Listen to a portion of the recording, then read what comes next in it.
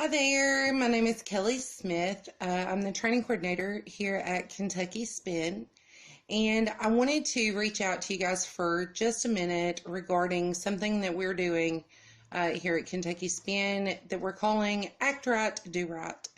With Act Right, Do Right, we are sharing some of our experiences, just really reaching out to people, asking them to act right and do right. When I went to the grocery store this week, they had one way into the grocery store and one way out.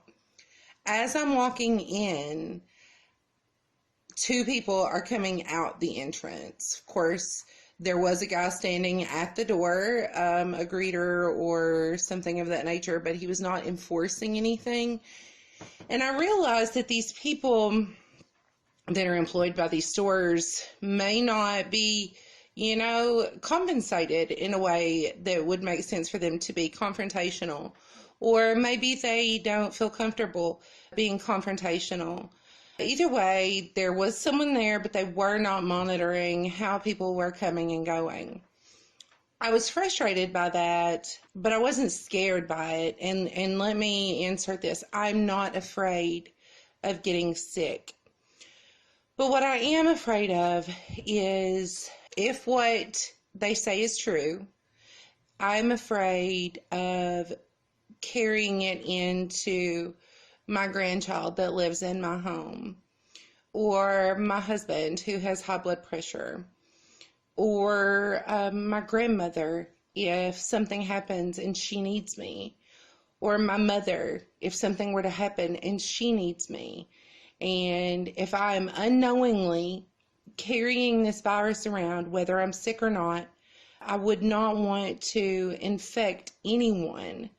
I don't want to infect anyone with the flu, just our normal flu. I don't want to be sick, and I don't want to make anyone sick.